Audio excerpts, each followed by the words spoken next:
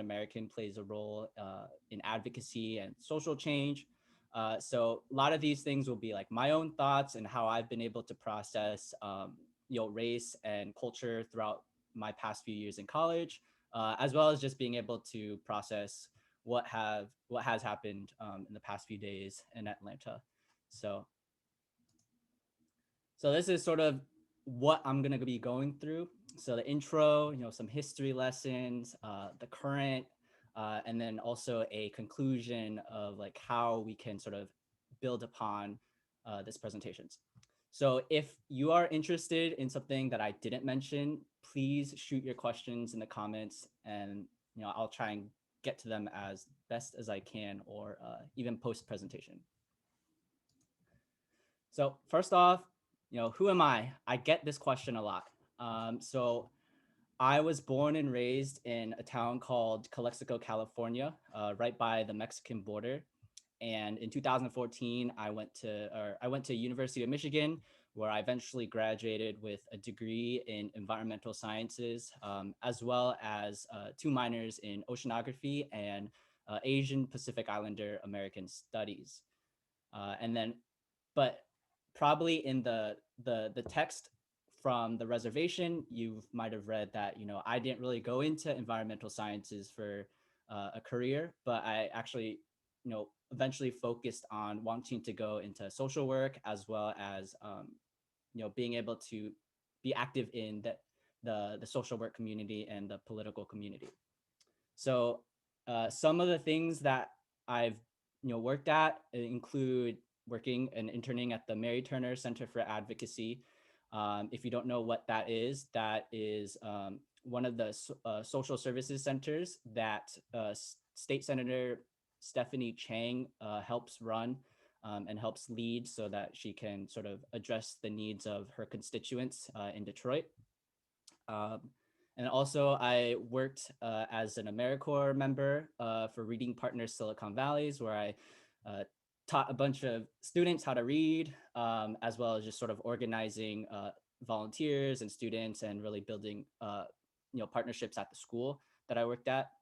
And then currently, I work at Healing Grove Health Center, which is sort of a medical center focused on addressing the needs through health, social, spiritual, in really low income areas in San Jose. So that's where I'm working now. And I really enjoy it. They're very awesome people. So those are like the official things that I've been doing. So these are more so the less professional stuff that I do.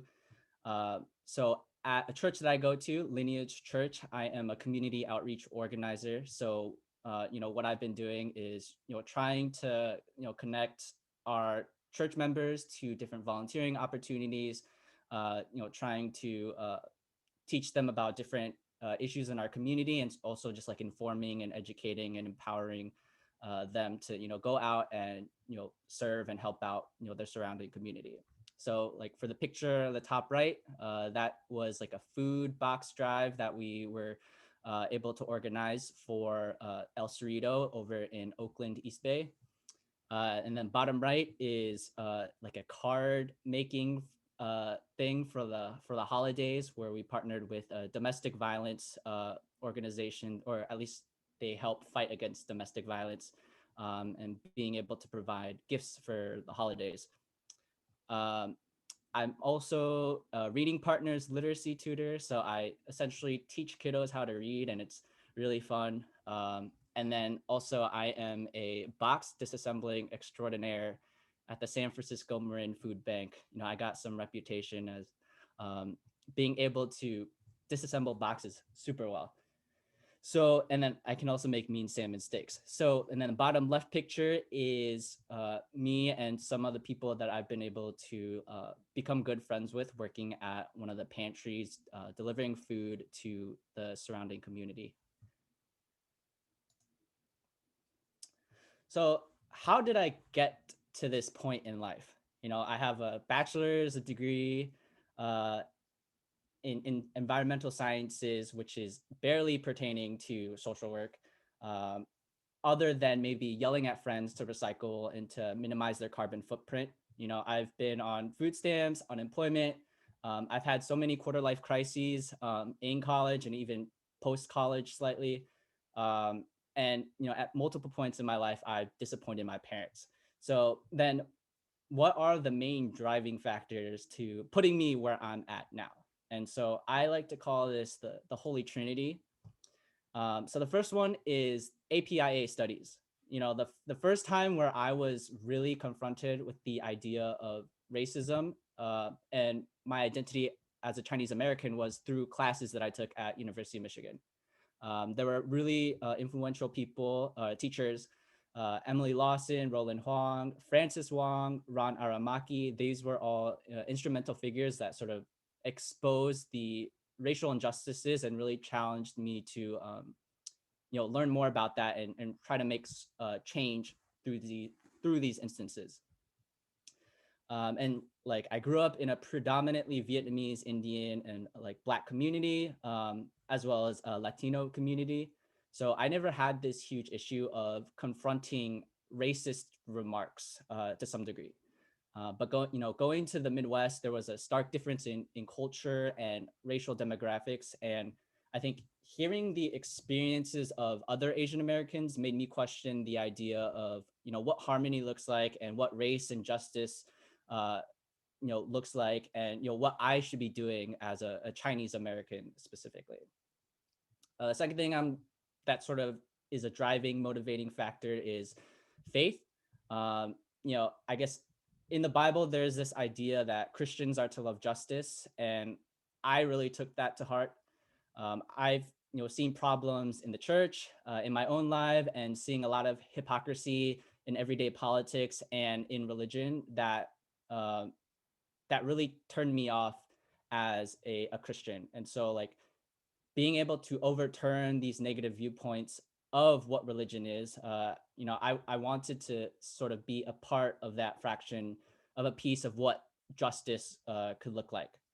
And so like, I couldn't just, typical sit still and pray and all the other stuff, but what does it actually mean to go out and like serve my communities and make change? And then the last part of the Trinity is mental health. I grew up with a lot of mental health issues, drug usage, suicidal ideations. And so experiencing those things have made me want to make an impact in these areas in the lives of other people. So like connecting and helping people struggling with mental health, wanting to help youth struggling with, home domestic issues and mental health, and even like trying to build spaces among my friend groups to be honest and open about mental health issues, things that were pretty taboo when I was growing up, being able to speak about them. So something that plays a big role um, is also the idea of empathy, and experiencing the things that you've experienced makes you more understanding of what others are going through. And I think with social work it just pertains very well to uh, being able to empathize with others going through similar situations. And so, like, the biggest hope, how, I, as a Chinese American, want to make changes is to at least address a few of these things in whatever career that I wanted to do. And so, like, it's played a huge impact into, how why I volunteer and why I, you know, try to be active in the advocacy community. It sort of affects my values as a person. It affects, music and like poetry that I like to write, as well as it sort of challenges me to build communities and associations with people that I otherwise would not be able to, talk to or get to know.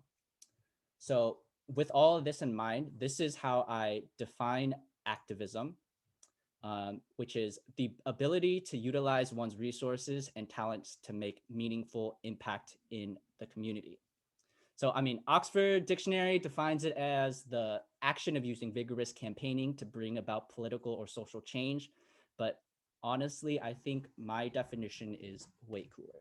So, before I continue on my ramble, I actually asked a couple of mentors and friends to address this topic of, what is the importance of AAPI representation in politics and social work? So I forgot to check if I shared my sound, but let me know if you can hear this or not hear this. Uh,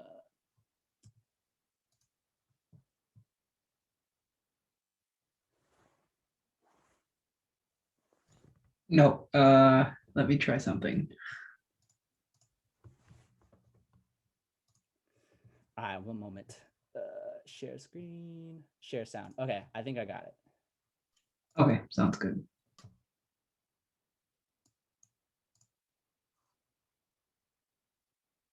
Hi, I'm Susie. I work in social work at Yep, it's South good. Market, and before that I worked in Chinatown, Oakland and Chinatown, San Francisco for about 25 years. So the thing that I learned is that Asian Americans often are very quiet about what they need. They don't believe to get involved in politics, a lot of them, and so the needs of the Asian community are really overlooked. We have sort of a misunderstanding that we have a model minority, that Asian Americans are doing well, but there are so many different groups like the Cambodian, Filipino, and Hmong, different ethnic groups that are not doing well, that have more incidents of mental health problems, abuse at home, and not doing well in school, unemployment, dropping out of school. A lot of these things are just not known, and so people have to have representation in order to make sure that the needs are met. Social work has a long history of having the tension between providing assistance and support and policing societal expectations and norms among people groups, especially those who are associated with marginalized, oppressed, and underserved communities. Asian Americans and Pacific Islanders have experienced system level injustice through culturally insensitive and inappropriate practices and policies.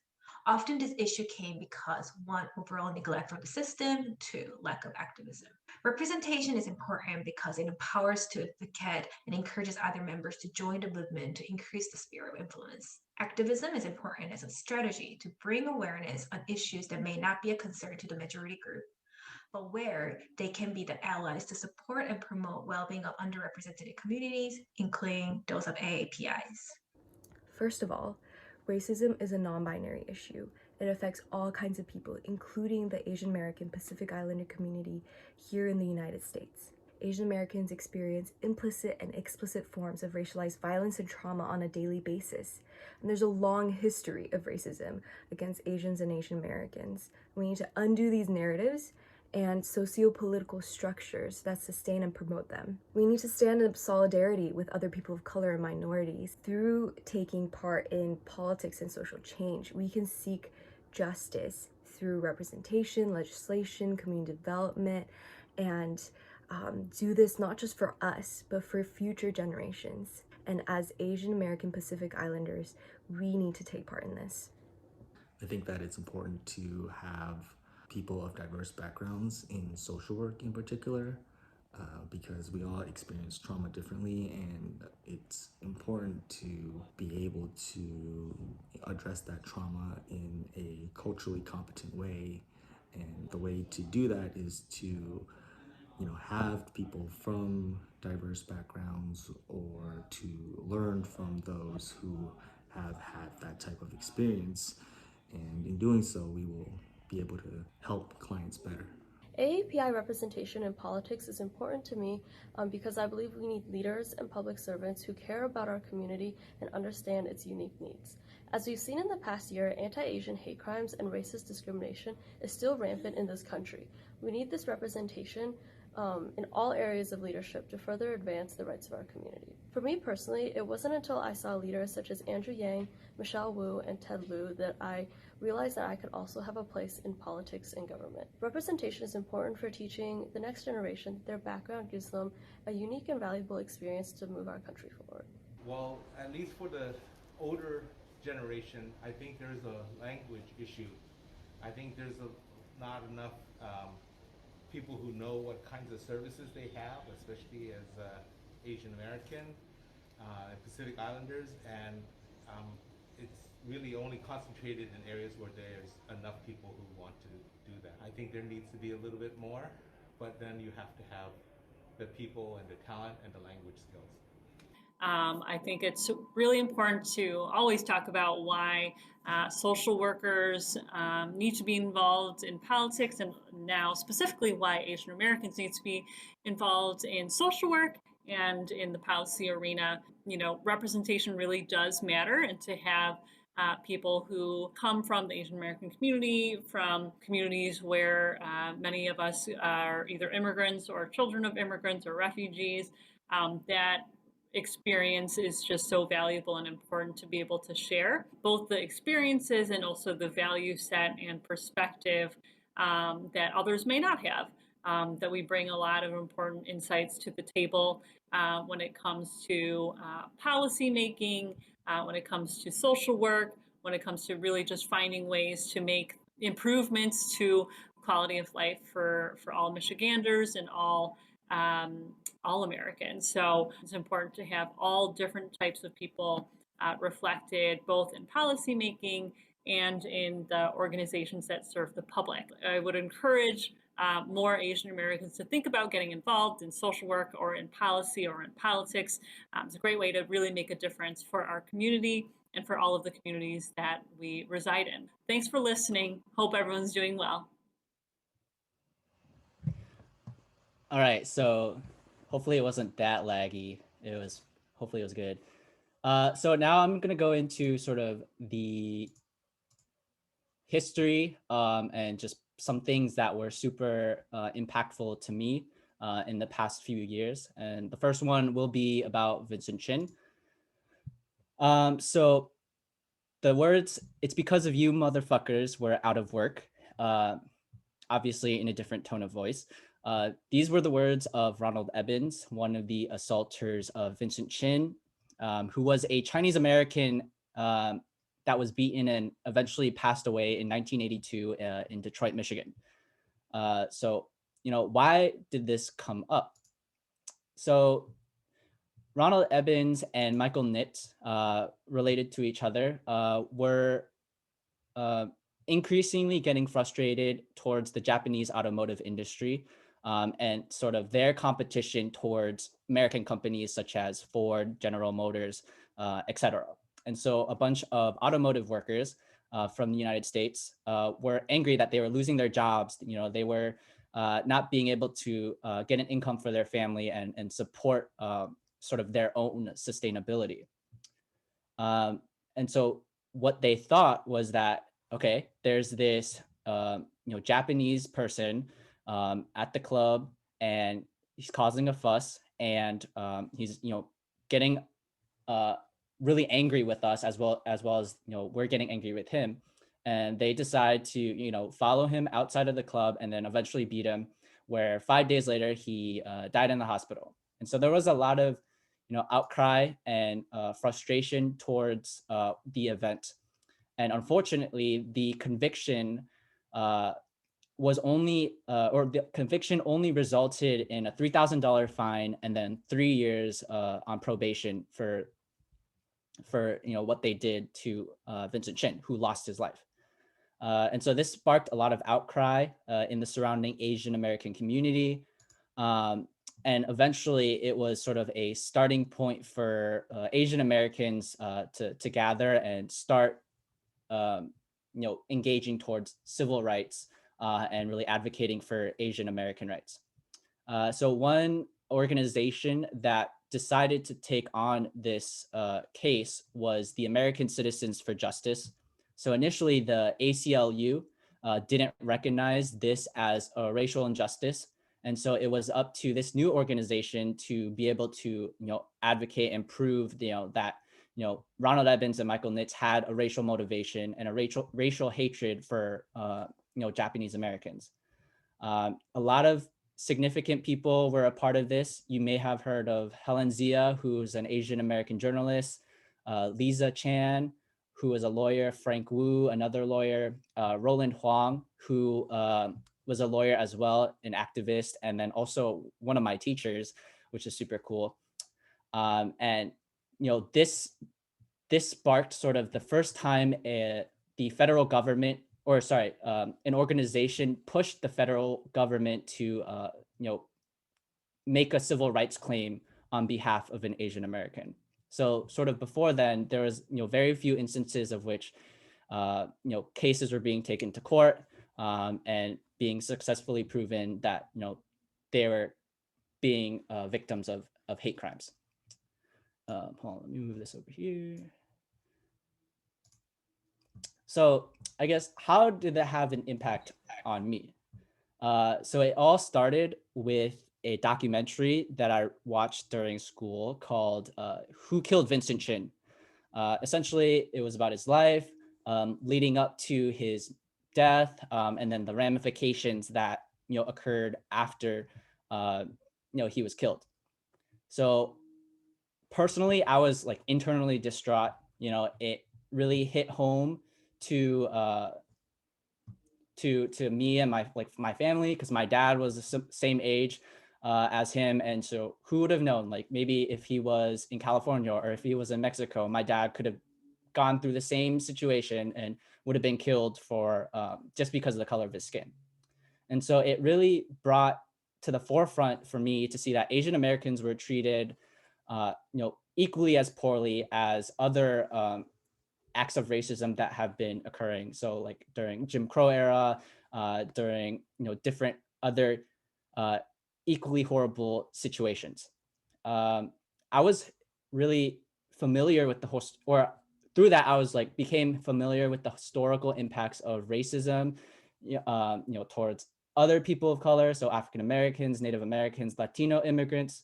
But this documentary sort of flipped a switch in my head for me to say, I actually want to do something about it. I don't just want to like learn about it and then be on the sideline, rooting for, yeah, like kick him to the curb, but actually be a part of that process. And so I think it was the idea that I had no models to look at in terms of what Asian American activism looked like, and so this was the beginning of it. So like my family, we were, I guess, typical model minority American dream oriented household. We stayed low. We didn't really speak out against a bunch of different things or injustices. We were told to like behave around police, whatever. But I think this documentary sort of broke the shell, and I was like, what the hell am I doing? Try to stay in my own lane. So I began exploring the idea of what activism was during these years in college. Oh, and sorry, here's a brief definition of what the model minority myth is. So I began exploring the idea of activism during my first few years in college, participating in groups like the Black Asian Coalition, Liberty in North Korea, speaking up in my church groups about our lack of community activism, and then also actually exploring careers beyond marine and aquatic biology. So like, which was my intended career path. So now like I've catered a lot of what I do towards social work and activism. So working with youth, attending in protests, volunteering at food banks. And through all this, I've been able to make really awesome friends with people I otherwise would never had the chance, to talk to. And I guess another side note of, how it's impacted me was, sometimes my mom calls me and she's like, hey, Darren, all this stuff you do or the stuff you post, make sure you aren't offending people, make sure you aren't making enemies. But these are just some of the conversations that I have with my mom. But I think it still opens up, discussion with her and being able to hear her side and hear her story about the different injustices that she's seen, as well as what her takes are on, the current social climate. So that was Vincent Chin. Now I'm going to move sort of what I am experiencing now. So in this expensive yet incredibly diverse state that is California, as emphasized by these perfectly drawn shapes, resides the oldest Chinatown in the United States, which was established around 1848 during the California Gold Rush. So that was the center of one of the main streets. And then these two are pictures I took of some murals around Chinatown. So bottom right, Bruce Lee. And then top left, I sort of view that one as like a mingling of American and Chinese cultures. So Today, Chinatown is actually super duper dense. It's vibing and bustling. There's markets and small businesses, dim sum, the whole 9 yards. And it's actually crazy because even during COVID, there's a lot of people walking around, up with their masks on. Small businesses are still open, selling stuff. There's, people roaming around, mingling, talking, buying things, and and so the population density of this Chinatown area is around 34,700 people per square mile, whereas like in overall San Francisco is only like 18,000 people per square mile. And even with Chinatown is less than a square mile, like in around. So just imagine like a super dense, packed group of people, really small living spaces, people sort of walking side by side on the streets. It's super crazy. And for example, or for reference, Detroit is around 4,878 people per square mile. And then New York is around 28,250 people per square mile. So it's pretty densely packed. And so a little bit more history. Chinatown, San Francisco came into fruition when Cantonese immigrants came seeking gold and money to be able to send back to their families. And I guess it was the idea that most had very little intention to stay in the long term. They were only hoping to strike rich and then return home. And since this was during the Qing dynasty in China, some of these people who came to the United States also decided to come here in terms of, running away from oppression or being exiled, from their homes. So with all these laborers and single men and escapees trying to escape the Qing dynasty, the main form of rooming quarters were specifically catered just to like single adults, and which today are called single room occupancy housing, or SROs. Essentially, these are like super miniaturized dorms, but added benefits of fire hazards, poor ventilation, plumbing issues, and overall just very ill kept. So I guess since most of you are in college, imagine the worst kept dorm housing at your college or university, and then multiply that horrendousness by tenfold. And that's sort of how, horrible these SROs were. But as the gold rush started to dwindle, many Chinese immigrants never struck rich. They couldn't go back to China. And so they stayed in the Bay Area and in California, working at the Central Pacific Railroad in the 1960s. And there also, they faced a lot of grueling labor practices, dangers, etc. And, at this point, large amounts of Chinese immigrants were trying to seek new opportunities. But with the influx of Chinese immigrants, it didn't rub well with, white laborers or entrepreneurs. And so we see all this frustration and anger growing, with, competition, labor competition. And we see like the pinnacle of this frustration with the 1882 Chinese Exclusion Act, and then adding on to that, the 1923 Geary Act, which expanded upon limitations for Asian immigrants coming to the United States. The next picture I'm gonna show, you may have seen these in, a history book or maybe some of your history classes, but this is a picture where both the Central Pacific and the Union Pacific Railroads met. And just for like a brief second, I want you to think, who's missing in this picture? Okay.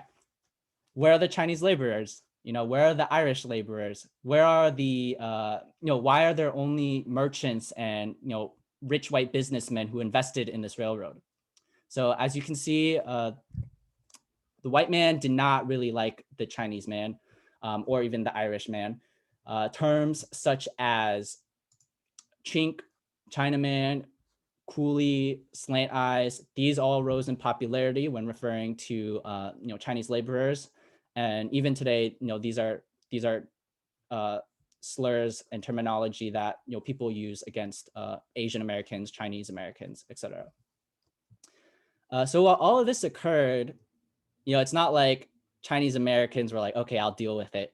Uh, but there were groups of Chinese immigrants who did want to build coalitions of groups, to organize and unify the Chinese immigrants living in the San Francisco Bay Area. So this is cueing the Chinese Consolidated Benevolent Association, also known as the Six Companies. And these six companies were prominent Chinese merchant companies who decided to unify in the mid 1800s to eventually serve the well-being of Chinese residents.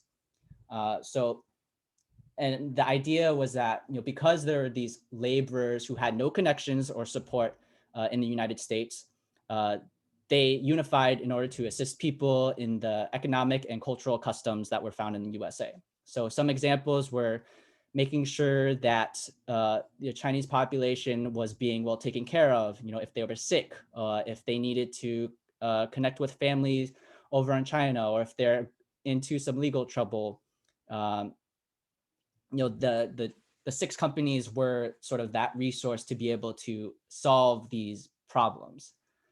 They also, organized sea passages from China to the United States, for more laborers to come over, or eventually like family members of these male laborers to come live with here in the U.S. Negotiating with contractors for like labor costs, and then also protection against unfair labor practices and also injustices and racism towards Chinese immigrants that were happening in the day. So yeah, some like assaults, racial slurs, other forms of racism. So this was essentially one of the ways that Chinese immigrants in San Francisco Bay Area were able to unite and then protect themselves during this period. So even then, despite say like formalized education or political connections, we can see that these merchants and companies were able to unify and establish political power and reforms for their communities because they saw pre-existing needs in their community. They had both the knowledge and the skill set to be able to advocate on behalf of their constituents. Some of these and in the instances where they were able to advocate for Chinese immigrants was Chinese hate crimes, or also in the Chinatown area, they would purchase property, and in turn would only be able, or would only allow it being rented to Chinese businesses for a cheaper price, so that other businesses aren't taking over and charging exorbitant prices for rentals, business protections, financial support. This was also that in San Francisco, this Chinatown could be established and thrive in the place where they're no longer at. So creating like another Chinese community. However, there has been much debate regarding how benevolent or how like loving they were, despite the officiated name. Some say that they were also associated with gangs, criminal activities, so such as working with like the triads, and then also smaller gang syndicates called tongs. There was corruption, racial tension, political division, even amongst the immigrants and amongst the groups and merchant companies themselves. So yeah, these companies always had good intentions of helping their people, but it was only like a matter of time until corruption and crime entered the ranks. So i.e. like today, and how corruption is so prevalent in our government. So these are just some pictures. So to the left is a benevolent association, like formalized meeting. Looks really similar to an Italian mafia. So they look pretty cool, awesome looking. And then to the right are some notorious people in San Francisco, Chinatown specifically. So to the bottom is a man named Shrimp Boy, and he was a Chinatown crime syndicate leader, and he was actually sentenced to life in prison in 2016, due to numerous accounts of drug trafficking, assault, murder. He's done a lot of bad things. And then also on the top right is an ex-state senator from 2006 to 2014 named Leland Yee, and he was charged with crimes of money laundering, corruption, gun trafficking, bribery, and he was in cahoots with Shrimp Boy. And so because Shrimp Boy was locked down, Leland Yee was eventually ousted and sent to jail. And going back to the SROs that I mentioned previously, today they are one of the most typical forms of shelter for Chinatown residents, and around like 2/3 of the residing population. And nowadays it's not like single males, laborers are living there, but now there's a bunch of elderly folks, immigrant families, and very low income Chinese Americans. Majority of them don't speak English, and it's like essentially hard for them to transition out and get acclimated to, living in California, living in the United States. So at a food pantry that I help out at, we deliver food to some of these SROs, and so this is the inside of one of the SROs. As you can see, the hallways are very narrow. Here's one of the ladies. I think she was one of the coordinators who coordinates with the food pantry. She's just looking and saying, why am I taking a picture?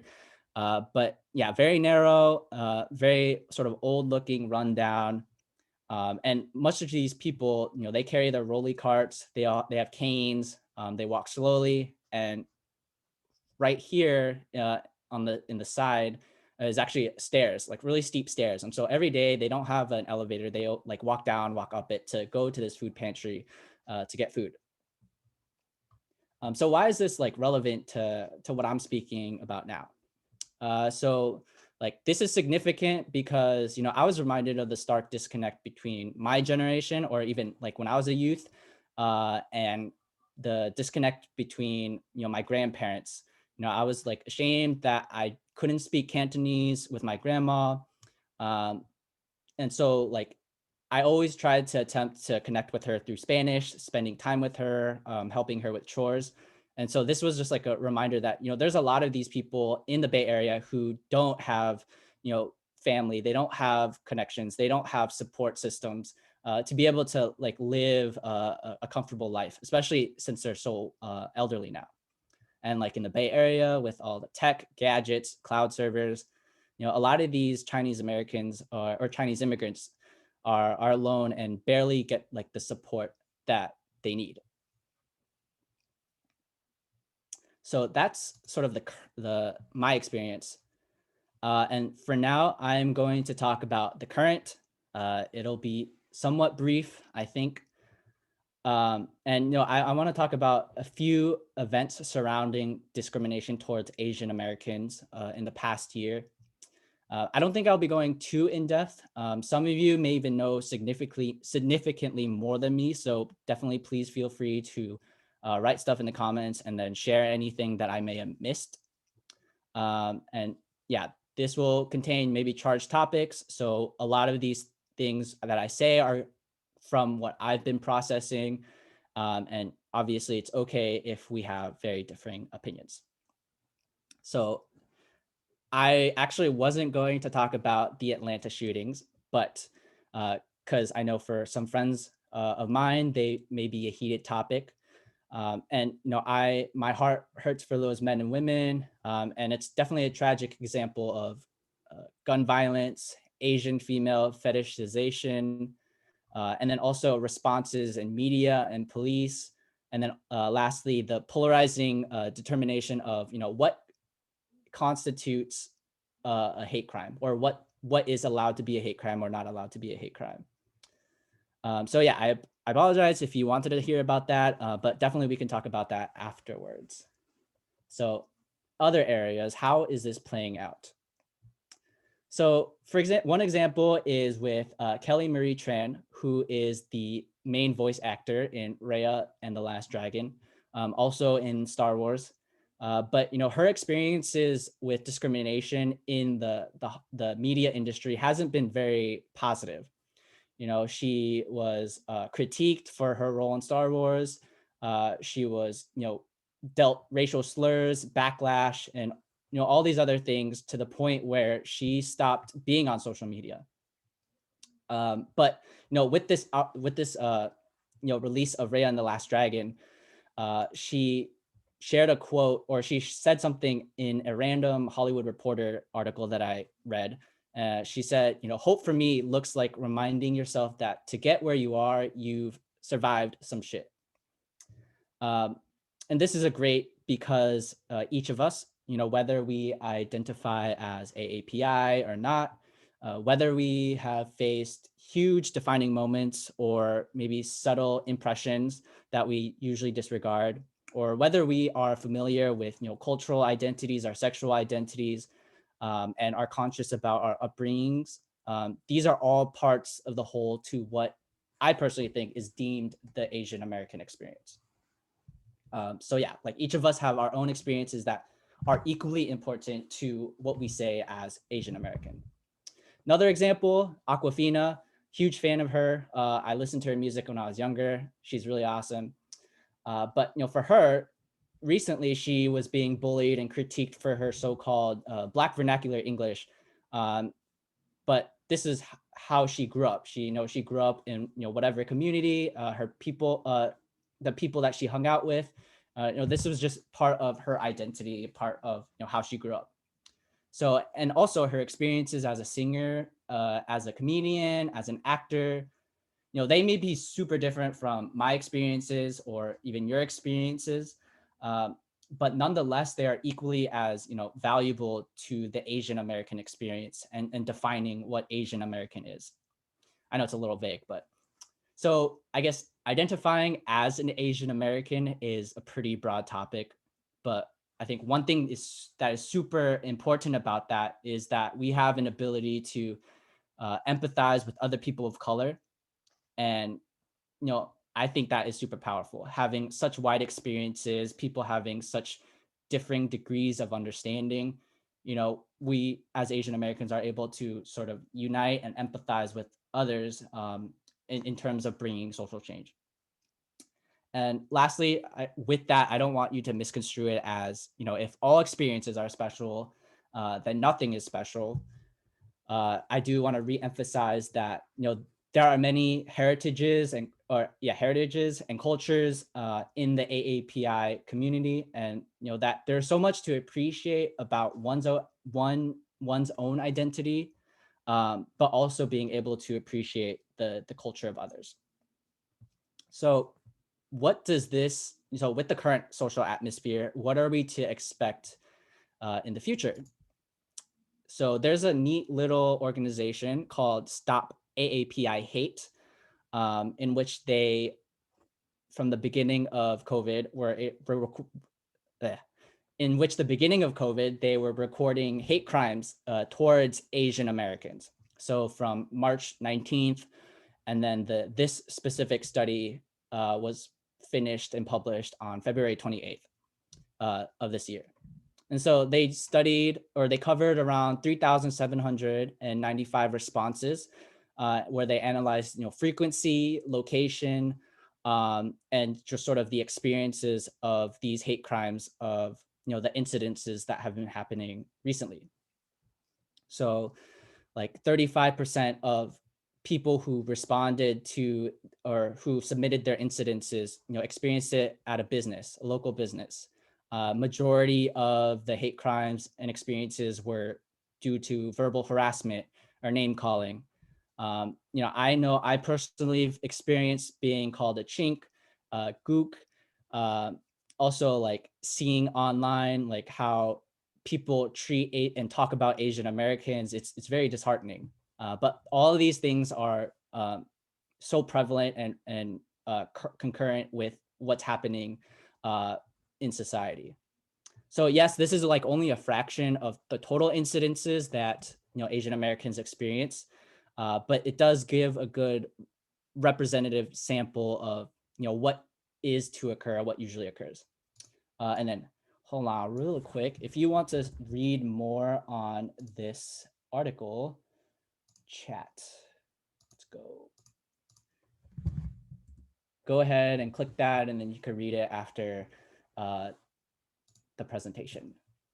So with all of these studies, there's obviously biases, flaws, variables out of their control. And so, as we continue, this year, we are going to expect different studies and interpretations and how we view this data in terms of hate crimes. Yes. Okay. And then ultimately, like, for the future going onward, or even just a general conclusion that I've come to, is that for the most part, Americans don't learn from their mistakes. There's racism due to COVID-19. There's racism, in 1982 from Vincent Chin and other hate crimes due to the fear of communism and the red tide during World War II.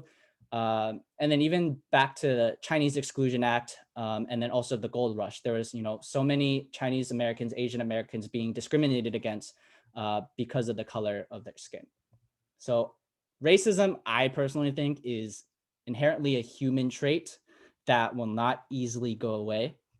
But the only way that we can sort of face this reality is if we educate ourselves about, first, historical trauma of how our ancestors have faced, as well as, secondly, actively pushing back whenever we see racism or injustice occurring. And so, like, one thing when I started talking and like learning about this was asking my parents, about their experiences with racism and discrimination. So definitely maybe talk to your parents about that too, see what they have to say, and just be able to start that conversation, start to educate your family, and just learning about these different ideas. So what now, right? So you've signed up partly to hear about my experiences of politics and activism and social work. So this will be sort of where I express my opinions on how and what we can do to change it. So as a specifically as a Chinese American, I saw it as or actually, sorry, let me take it back. So with whatever identities we identify with, everyone has their own ways to contribute to success to society. Some may be more significant than others, but all of them are essentially equal to promoting activism and then social change in the Asian American community. So A is do your thing. So for example, I see, maybe Lydia can evoke discussions with her friend group. Kevin can donate parts of his internship money from Facebook to nonprofit organizations. Belicia could volunteer in vulnerable and high need communities. And maybe even some other people. That could mean protesting in marches and rallies, posting and disseminating information online if you're a social media guru, or even those who think that waking up at 2 a.m. to go tagging high visibility bridges and walls, painting things about social justice. Yes, even those illegal shenanigans have their part in promoting advocacy and social justice. So as you're learning, as you're figuring things out on how you can do your thing in helping out the community and expressing your concerns regarding Asian American hate. For example, if you're holding GME and you make bank when the hedge funds are getting squozen, you could donate to pro-justice orgs. That's one way too. You could sort of utilize your own abilities and powers to sort of advocate for social justice. Secondly, I think being able to reevaluate what direction you are heading with your life and your career. So maybe most of y'all are interested in being politicians and wanting to address needs in the community. So definitely get into understanding that by volunteering and seeing firsthand the issues and problems that your constituents are facing. So like if you want to be successful in catering to them, you need to get down and dirty, understand what they're going through, and I guess somewhat experiencing it yourself, so you know how to change it, in the political sphere. So, third thing, embarrassing yourself, show vulnerability. I guess is just an informal way of saying try new things. I think the biggest weakness that Asian Americans face is the idea of always putting, our best foot forward. If we don't try and push back against something we disagree with, we are essentially perpetuating the model minority in everything that we do. So if we try to uphold this facade that we have everything together, or maybe if we're too afraid to associate ourselves with others of different races, cultures, we can we can come off as standoffish and perpetuate the racial disunity that has been occurring in the past, such as the Black Asian tensions during the Rodney King riots in 1992. So, and people in general are usually accustomed to sticking to themselves, staying in their own lane. But I think by showing vulnerability and extending a hand of peace helps a lot in building unity among groups and communities. And then investing. So what do I mean by that? So I also think that challenging oneself to invest in a community, whether it be through volunteering groups, religious organization, a sports team, with these people, like being able to get to know them, engage with them, and with consistency, getting to learn, who they are as people. That's also like one way that us as Asian Americans can sort of break that model minority myth and build positive experiences and relationships with other people. And I know it sounds super extroverted to do all this stuff, but me as a significant introvert, doing something like volunteering and then just working and doing physical labor with other like-minded people is also like a really awesome way where you can connect, where you can invest and make an impact in the community. I am almost done. I know that we're reaching time. And then lastly, I also think that it's super important to engage with role models and find and learn about the people that inspire you. So for example, these are some famous people that I've been inspired by: Yuri Kochiyama, Grace Lee Boggs, Larry Itliong. These were all, civil rights activists who, wanted to see change for their community. And then the Blue Scholars, there's a guy on the right in this picture right here. His name's Geologic, but he's a very like progressive spoken word poet. And I really aspire to like create poetry like him. But at the same time too, find people in your own communities that that you look up to. So these are a bunch of people who I've gotten to know throughout the years who have been inspirational to me. They were all part of, advocacy groups. They all, volunteer. They all want to contribute and make a meaningful impact in their society or community.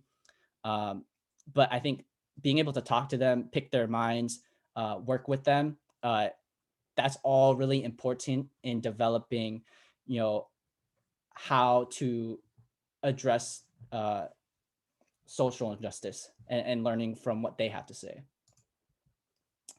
So in conclusion, as Asian Americans, we should and do have a commitment to supporting our brothers and sisters and to seek change for a society that is like significantly flawed.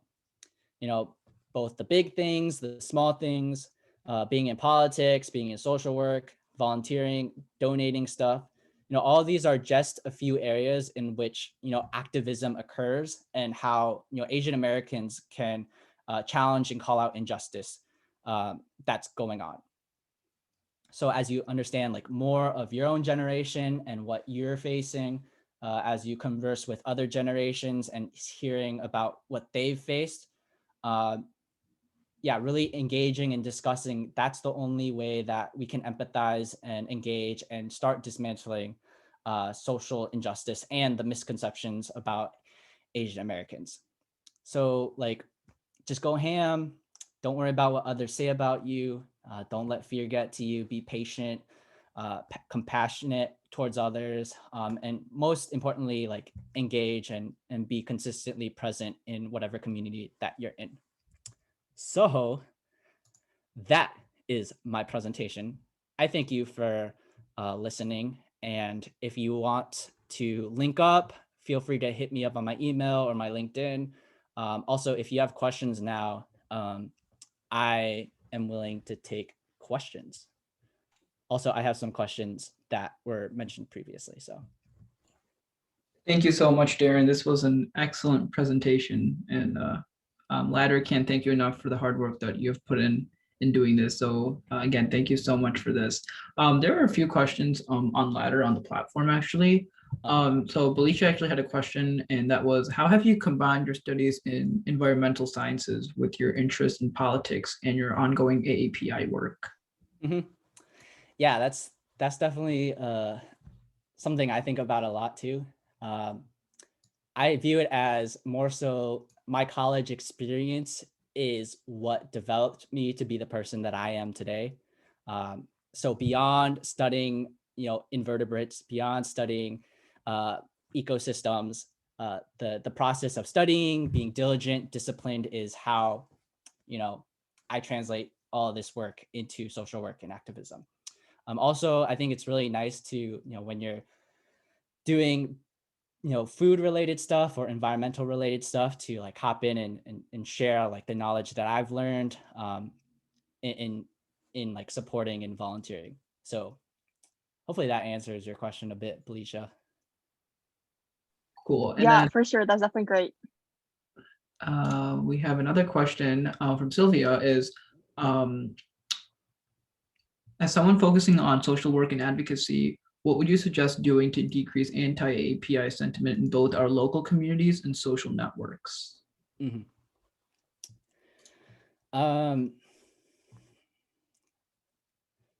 Yeah, so I think on an individual level, I'll primarily talk about that.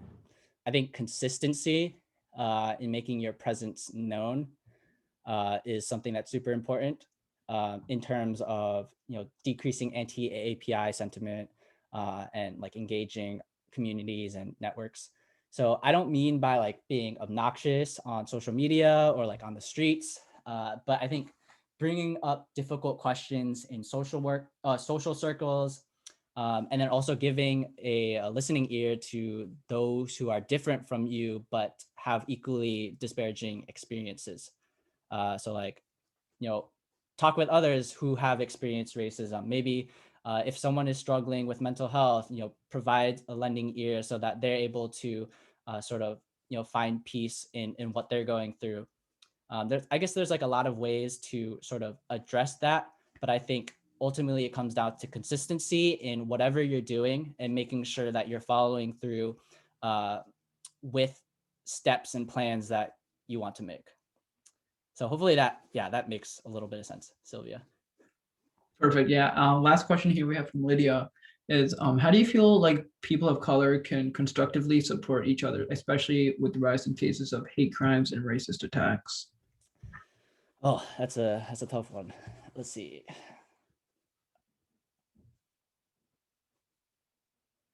Okay. I think first off is to understand that, every person has, gone through experiences of trauma, of hurt. And I think that with rising hate crimes, we can use these learned experiences to be able to empathize with, people of color, or I guess specifically with Asian Americans in, whatever acts of racism or whatever struggles that they're going through. So let's see.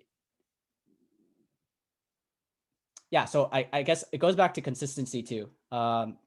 If you know someone who is struggling a lot with, say, the recent events in Atlanta, like be direct and be willing to open an ear or lend a hand to that person who's struggling.